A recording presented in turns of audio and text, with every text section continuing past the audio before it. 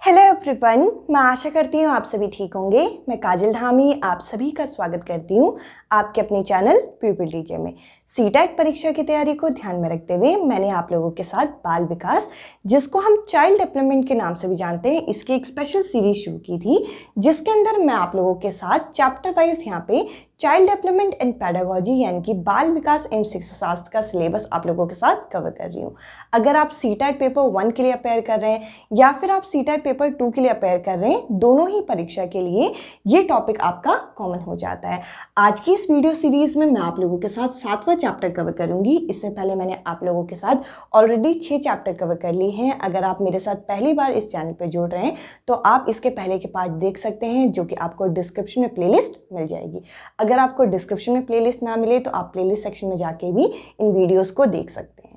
तो देखिए, यहाँ पे आज की इस वीडियो में मैं आप लोगों के साथ बहुबुद्धि सिद्धांत, जिसे हम मल्टीपल इंटेलिजेंस के नाम से जानते हैं, इस टॉपिक को मैं आप लोगों के साथ कवर करने वाली हूँ। अगर आप लोगों ने सीटेट परीक्षा का सिलेबस देखा है और साथ ही साथ सीटेट परीक्षा की जो प्रीवियस ईयर क्वेश्चन हैं वो देखें, तो आप लोगों को पता होगा कि ये टॉपिक हमारी परीक्षा के लिए कितना महत्वपूर्ण हो जाता है। इस टॉपिक का एक क्वेश्चन जो है आपकी परीक्षा में कंफर्म पूछा जाएगा, ये चीज़ आप मान के चलिए। आप प्रीवियस ईयर के पेपर यहाँ पे देख सकते हैं, जिसमें हमारे पेपर 1 और पेपर 2 दोनों में ही हमेशा इस टॉपिक से एक क्वेश्चन पूछा गया है। तो देखिए, सबसे पहले तो हम लोगों को ये पता होना चाहिए, ये जो बहुबुद्धि सिद्धांत है, यानी कि ये जो मल्टीपल इंटेलिजेंस की ये जो थ्योरी है, ये हमें किसके द्वारा दी गई है, इनके प्रतिपादक कौन हैं? तो देखिए, इनके प्रतिपादक है हावर्ड गार्डनर। इनका नाम आपको अच्छे से याद रखना है। कई बारी तो आप लोगों को इस तरीके से ये चीज़ पता होनी चाहिए कि मल्टीपल इंटेलिजेंस थ्योरी किसके द्वारा दी गई है, ये हमें हावर्ड गार्डनर द्वारा दी गई है। तो देखिए, ये नाम आपको याद रखना है। इस नाम से संबंधित भी डायरेक्ट आपके पेपर में क्वेश्चन आ सकता है। तो इस चीज़ को मैं यहाँ पे स्टार मार्क लगा रही हूँ। आप चाहें तो इस चीज़ का यहाँ पे स्क्रीनशॉट ले सकते हैं, आप चाहें तो इस चीज़ को यहाँ पे नोट कर सकते हैं। अब देखिए, इसको हम मल्टीपल इंटेलिजेंस बहुबुद्धि का नाम क्यों दिया गया है, तो देखिए ये सबसे पहले समझते हैं। हावर्ड गार्डनर का ये मानना था, इनके अनुसार कोई भी इंसान जो है वो किसी एक तरीके से किसी चीज़ को सीखे, ये जरूरी नहीं है। इनका ये मानना था कि कोई भी व्यक्ति जो है वो अलग अलग तरीके की बुद्धि को अपना सकता है। तो इनका ये मानना था कि किसी भी चीज़ को सीखने के लिए हम किसी एक आयाम पर निर्भर नहीं हो सकते, यानी कि वो जल्दी चीज़ों को याद कर लेता है तो वो ज़्यादा बुद्धिमान है, वो ये काम नहीं कर पाता तो वो कम बुद्धिमान है। इनका यह मानना था कि बुद्धि के कई सारे आयाम होते हैं और इन्होंने हमें अलग अलग आयाम यहाँ पे दिए थे। तो देखिए, यहाँ पर इनके थ्योरी के बारे में ये बताया गया है कि इनकी थ्योरी में हमें ये बताया गया कि लोगों की जो लर्निंग है वो अलग अलग तरीके की हो सकती है। कोई व्यक्ति किसी काम में ज़्यादा अच्छा हो सकता है और किसी काम में थोड़ा कम। तो ये मानते हैं कि हर काम को हमें बराबर महत्व देना चाहिए। और इसके अलावा इन्होंने 1983 में हमें ये बताया, जब पहली बार इन्होंने अपना ये सिद्धांत दिया, तब इन्होंने बताया कि हमारी जो बुद्धि होती है उसके हम 7 अलग अलग भाग कर सकते हैं। और उसके बाद 1998 में इन्होंने इस पर थोड़ा सा यहाँ पे चेंज किया था और इन्होंने ये बताया कि हमारी जो बुद्धि है उसके 8 अलग अलग भाग हैं, 8 अलग अलग आयाम हैं। तो देखिए, आपकी परीक्षा में अगर पूछा जाएगा कि जब हावर्ड गार्डनर की थ्योरी आई थी शुरुआत में तो उसमें कितने आयाम थे, तो उसका आंसर हो जाएगा 7 भाग। पर अगर सीधा अगर ये क्वेश्चन आ गया कि हावर्ड गार्डनर की जो मल्टीपल इंटेलिजेंस थ्योरी है, यानी कि जो बहुबुद्धि सिद्धांत है, इसके कितने आयाम हैं, तो हमारी जो NCERT की किताब है वो 1998 वाला फॉलो करती है, यानी कि 8 अलग अलग भागों की ये जो इंटेलिजेंस है, जो हम आगे अब हम समझने वाले, इसको ये फॉलो करती है। तो देखिए, इस स्लाइड से ये जो अभी मैं आपको एक्सप्लेन कर रही हूँ, यहाँ से आपके 2 क्वेश्चन बनते हैं। सबसे पहले, बहुबुद्धि सिद्धांत किसके द्वारा दिया गया है, तो आप कहेंगे हावर्ड गार्डनर द्वारा दिया गया है। इसके अलावा इनके अकॉर्डिंग क्या है, हमारी जो बुद्धि है उसके कितने आयाम हैं, उसके कितने भाग हैं, तब आप यहाँ पे जवाब देंगे 8 भाग है। अब चलिए, इन 8 भागों को हम एक एक करके जरा डिटेल में डिस्कस करते हैं। सबसे पहले हम डिस्कस करते हैं शाब्दिक भाषाई बुद्धि, यानी कि वर्बल लिंग्विस्टिक इंटेलिजेंस। तो देखिए, यहाँ पर 2 शब्द यहाँ पे छुपे हुए हैं। एक है लिंग्विस्टिक। लिंग्विस्टिक किसके लिए शब्द यूज किया जाता है, ये भाषा के लिए प्रयोग किया जाता है। इसके अलावा अगर मैं आपसे कहूं कि वर्बल शब्द जो है ये किसके लिए यूज किया जाता है, वर्बल शब्द जो है ये शाब्दिक के लिए प्रयोग किया जाता है। अब अगर एक ऐसा व्यक्ति है जो कि किसी भाषा को और किसी शब्दों का उसे ज्ञान बहुत बढ़िया हो, तो उसमें यहाँ पे शाब्दिक भाषाई बुद्धि देखी जाएगी, यानी कि ये एक ऐसा स्किल माना जाता है जिसमें हम किसी भी भाषा को अच्छी तरीके से इस्तेमाल कर सकते हैं, अच्छी तरीके से प्रोड्यूस कर सकते हैं। तो ऐसे व्यक्ति के अंदर यहाँ पे वर्बल लिंग्विस्टिक इंटेलिजेंस यहाँ पे देखी जाएगी। आप यहाँ पे इमेज भी देख सकते हैं। अब हम समझेंगे अगला आयाम जो कि है तार्किक गणितज्ञ बुद्धि, यानी कि यहाँ पे हम लॉजिक की बात कर रहे हैं, यहाँ पे हम तर्क की बात कर रहे हैं और यहाँ पर गणित यानी कि मैथमेटिक्स की यहाँ पे बात की जा रही है। तो देखिए ऐसे कुछ बच्चे होते हैं, ऐसे कुछ व्यक्ति होते हैं जिनके अंदर ये जो तार्किक योग्यता होती है, यानी कि जो लॉजिकल थिंकिंग होती है वो बहुत अच्छी होती है। वो किसी भी समस्या का समाधान अच्छे से निकाल पाते हैं, वो जल्दी घबराते नहीं हैं और साथ ही साथ जिनके अंदर मैथ्स की कैलकुलेशन अच्छी खासी होती है, वो गणित के सवालों को जल्दी से हल कर पाते हैं, यानी कि मैथमेटिकल स्किल होता है उसको हम यहाँ पे लॉजिकल मैथमेटिकल इंटेलिजेंस बोलते हैं, यानी कि तार्किक गणितज्ञ बुद्धि के अंदर रखते हैं। तो इनमें तर्क शक्ति अच्छी होती है और गणित में जो हम कैलकुलेशन करते हैं यहाँ पे वो बढ़िया तरीके से इन कौशलों को, इन स्किल को अपनी ज़िंदगी में अपना पाते हैं। तो देखिए ऐसे बच्चे हमारे लॉजिकल मैथमेटिकल इंटेलिजेंस के अंदर आएंगे। आप यहाँ पे इमेज देख सकते हैं। अब चलिए आगे बढ़ते हैं।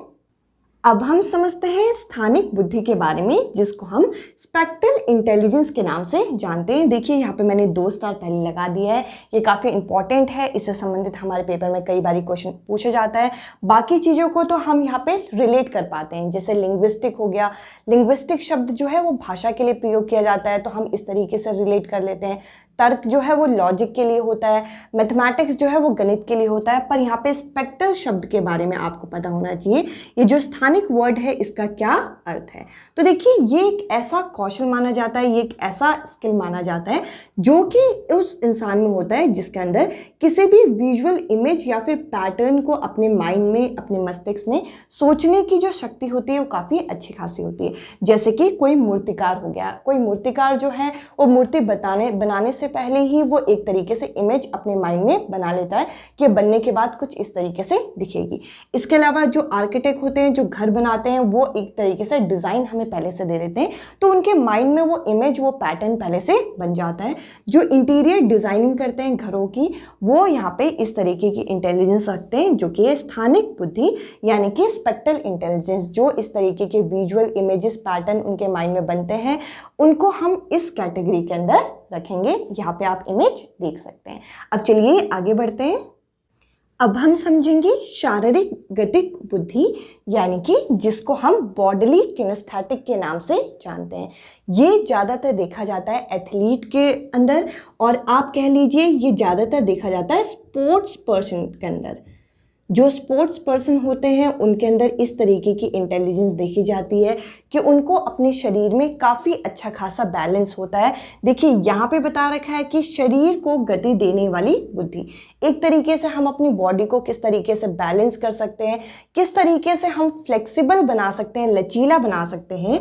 यहाँ पे बता रखा है यूजिंग होल, या फिर हम पूरे शरीर का यहाँ पे प्रयोग कर सकते हैं, या फिर हम बॉडी के किसी पोर्शन का, किसी एक भाग का हम यहाँ पे इस्तेमाल कर सकते हैं और शरीर को हम लचीला बना सकते हैं और कहीं ना कहीं स्थिर बना सकते हैं, स्टेबल बना सकते हैं। ये हमारे शरीर से संबंधित है।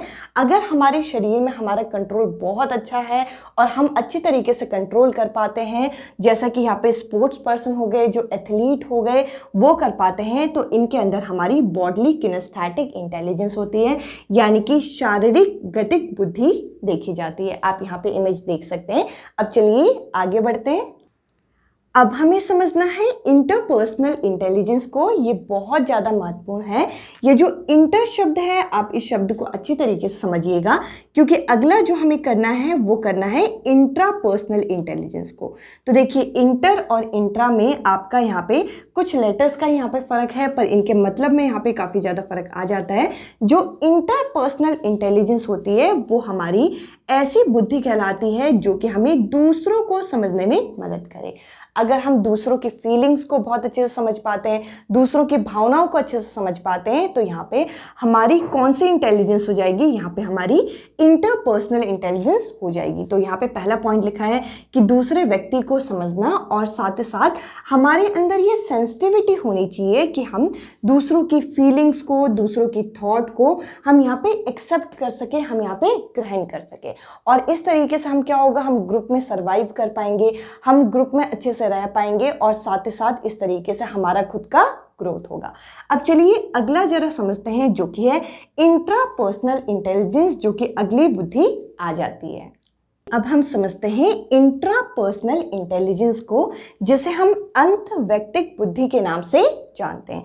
ये जो इंट्रा शब्द है ये क्या है, ये जब हम खुद की बात करते हैं, जब हम सेल्फ की बात करते हैं, तब हम वहाँ पे इंट्रा शब्द का प्रयोग करते हैं। और जैसा कि मैंने कहा कि इंटर शब्द का प्रयोग किसके लिए किया जाता है, इंटर शब्द का जो प्रयोग है ये हम किसके लिए करते हैं, ये हम दूसरों के लिए, अदर्स के लिए प्रयोग करते हैं। तो देखिए इंटरपर्सनल इंटेलिजेंस क्या होता है, ये एक ऐसी बुद्धि मानी जाती है जिसमें हम स्वयं के साथ यहाँ पे इंटरैक्ट करते हैं, यानी कि खुद को यहाँ पे समझने की कोशिश की जा रही होती है, खुद से यहाँ पे बात करते हैं और अपने आप को खुद यहाँ पे ठीक करने की कोशिश करते हैं। तो ऐसी इंटेलिजेंस हमारी यहाँ पे अंतर्वैयक्तिक बुद्धि यानी कि इंट्रापर्सनल इंटेलिजेंस कहलाती है। आई होप जितना मैं आप लोगों को एक्सप्लेन कर रही हूँ ये आप लोगों को क्लियर हो रहा होगा। अब चलिए आगे बढ़ते हैं। अब हम समझेंगे प्राकृतिकवादी बुद्धि यानी कि नेचुरलिस्टिक इंटेलिजेंस के बारे में। अब हम समझेंगे प्रकृतिवादी बुद्धि यानी कि नेचुरलिस्टिक इंटेलिजेंस के बारे में। तो देखिए यहाँ पे प्रकृति शब्द छुपा हुआ है, यहाँ पे नेचर शब्द छुपा हुआ है। तो ऐसे व्यक्ति जिन्हें प्रकृति से बहुत ज़्यादा वो नज़दीक हो, उनके अंदर हमारी नेचुरलिस्टिक इंटेलिजेंस दिखी जाएगी, यानी कि वो सेंसिटिव हो हमारे नेचर को लेके, हमारे आसपास किस तरीके की चीज़ें हो रही हैं, उन्हें इस चीज़ से फ़र्क पड़ता हो और वो इस चीज़ में सुधार करना चाहते हो, तो उनके अंदर हमारी नेचुरलिस्टिक इंटेलिजेंस देखी जाएंगी, यानी कि प्रकृतिवादी बुद्धि इनके अंदर होती है। अब देखिए अभी हमने बहुबुद्धि सिद्धांत तो देखा, पर साथ ही साथ इसके कुछ क्रिटिक्स यहाँ पे बनाए गए हैं, यानी कि आलोचना इस पे की गई थी, उसको भी जरा देख लेते हैं। बाद एक और आयाम यहाँ पे रह गया है जो कि है म्यूजिकल इंटेलिजेंस, जिसमें किसी व्यक्ति का संगीत में पकड़ अच्छा होता है। इसमें हम क्या करते हैं, इसमें किसी व्यक्ति का अगर यहाँ पे संगीत में पकड़ अच्छी है तो उस व्यक्ति को हम म्यूजिकल इंटेलिजेंस के अंदर रखते हैं। तो इस तरीके से यहाँ पे हार्वर्ड गार्डनर ने हमें यहाँ पे 8 अलग अलग यहाँ पे डायमेंशन बताए, 8 अलग अलग आयाम बताए, जिसको आप 8 भाग भी कह सकते हो, जो कि हमें हार्वर्ड गार्डनर की मल्टीपल इंटेलिजेंस की थ्योरी से हमें मिला है। अब चलिए जो हम आलोचनाएं, जो हम क्रिटिक्स देखना चाह रहे थे बहुबुद्धि सिद्धांत के, उनको भी जरा कवर कर लेते हैं। अगर हम बहुबुद्धि के सिद्धांत को देखें तो यहाँ पे हार्वर्ड गार्डनर का ये मानना था कि बुद्धि के अलग अलग आयाम हैं। कोई व्यक्ति अगर अपने शरीर पे अच्छा कंट्रोल बना पाता है तो वो भी बुद्धिमान है, कोई व्यक्ति किसी भाषा का अच्छे तरीके से प्रयोग कर पाता है तो वो भी बुद्धिमान है। पर यहाँ पे लोगों ने इस बात की आलोचना की कि जो मल्टीपल इंटेलिजेंस है लोगों के अंदर, ये एक तरीके से कॉमन सेंस होती है, ये हमारे अंदर कॉमन सेंस की बात होती है और ये किसी इंटेलिजेंस के साथ हम इसे नहीं जोड़ सकते। लोगों ने कहा कि ये जो अलग अलग आयाम बताए हैं, इन आयामों को हम कॉमन सेंस के साथ भी जोड़ सकते हैं, ना कि जरूरी है कि इसको हम सीधा इंटेलिजेंस के साथ ही यहाँ पे जोड़ दें। आई होप आप लोगों को ये थ्योरी अच्छे से क्लियर हुई होगी। अगर आपने इसके पहले के पार्ट नहीं देखी तो इसके पहले के पार्ट आप जरूर देखिएगा, ताकि आप लोगों की एक सीक्वेंस में यहाँ पे चाइल्ड डेवलपमेंट यानी कि बाल विकास की तैयारी हो सके। आज की इस वीडियो में इतना ही। अब मैं आपसे मिलूंगी अगली वीडियो में अगले टॉपिक के साथ। Bye bye, take care.